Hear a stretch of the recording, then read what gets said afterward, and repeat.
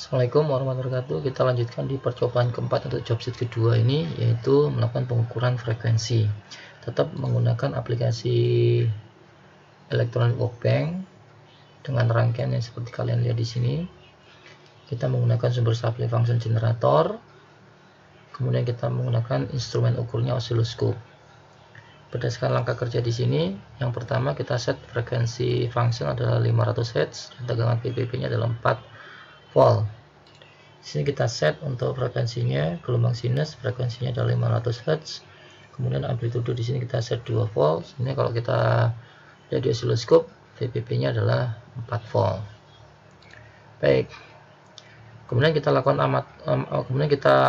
pengamatan pada oscilloscope dan melakukan pengukuran berulang dengan merubah frekuensi dari 500 menjadi 1 kHz, 10 kHz, dan 50 kHz. Lakukan pengamatan dan isikan pada tabel 2.4. Seperti yang ada pada job sheet, tabel 2.4 di sini merupakan lembar kerja untuk hasil pengukuran periode dan frekuensi sinyal dengan menggunakan instrumen ukur oscilloscope. Baik, kita lakukan untuk percobaan yang pertama, kita set di frekuensi 500 Hz untuk VPP-nya 4 volt. Kita coba running di sini. Ini sangat cepat sekali sinyal yang terbaca oleh oscilloscope karena frekuensinya sangat tinggi, yaitu 500 Hz. Jadi kita pause.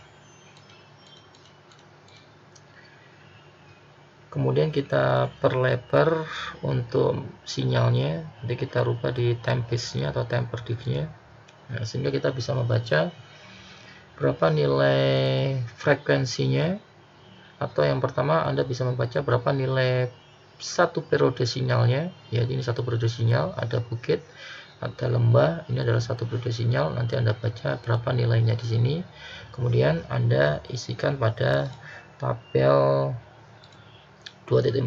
Jadi dengan frekuensi generator sinyal frekuensinya 500 Hz, kemudian berapa periode sinyalnya, kemudian berapa frekuensi sinyal dengan menggunakan analisa hitungan Anda. Kemudian untuk percobaan kedua kita naikkan nilainya karena kita akan melakukan pengamatan yang berulang-ulang dengan merubah nilai frekuensinya. Jadi yang kedua percobaannya adalah kita naikkan frekuensinya menjadi 1 kHz. Kita naikkan menjadi 1 kHz ini. Oke, kita running. Kita pause. Oke. Kemudian kita perlebar untuk supaya bisa jelas pembacaan sinyalnya. Oke.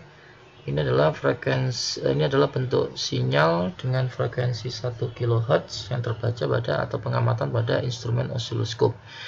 Anda lihat di sini time base-nya, kemudian Anda lihat di sini volt per diff-nya.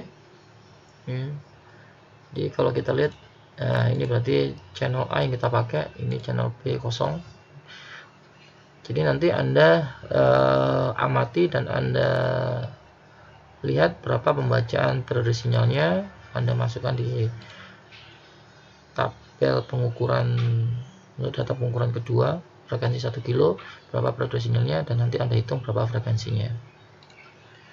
Untuk ketiga kita naikkan menjadi percobaan ketiga kita naikkan menjadi 50 kHz. Kita running.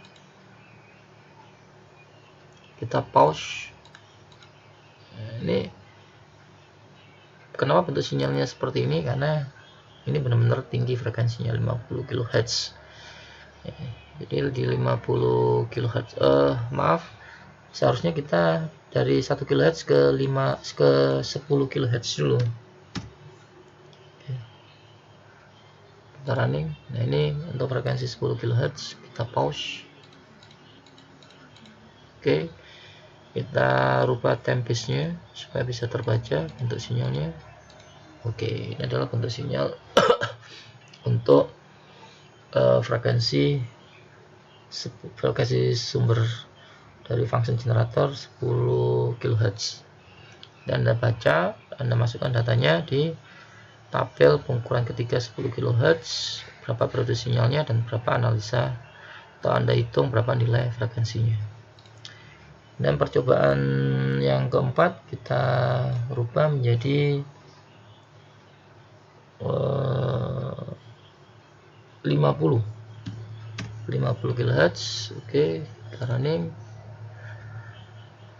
kita pause, kemudian kita perlebar sinyalnya. Oke, ini adalah bentuk sinyal dengan frekuensi 50 kHz. Baik, berarti Anda untuk 4 kali percobaan data tadi sudah Anda dapatkan semua, sudah kita dapatkan. Ini percobaan tadi di nilai 500 Hz, berapa produksi sinyalnya, di 1 kHz berapa produksi sinyalnya, di 10 kHz berapa produksi sinyalnya, dan di 50 kHz berapa produksi sinyalnya. Jadi nanti masing-masing hasil pengamatan Anda gambar dengan mencantumkan berapa nilai time piece atau time per diff-nya dan berapa nilai volt per diff-nya. Baik, mungkin itu untuk percobaan kita keempat dalam pengisian lembar kerja pada tabel 2.4. Sekian untuk percobaan kita di job sheet kedua, yaitu osiloskop sebagai alat ukur menentukan amplitudo, beda fase, periode sinyal, dan frekuensi. Untuk selanjutnya, hasil dari percobaan kita nanti Anda kerjakan menjadi laporan job sheet kedua. Jika nanti ada yang ditanyakan, kita bisa diskusi lewat Google Meeting ataupun bisa diskusi lewat grup WA. Terima kasih. Saya akhiri. Wassalamualaikum warahmatullahi wabarakatuh.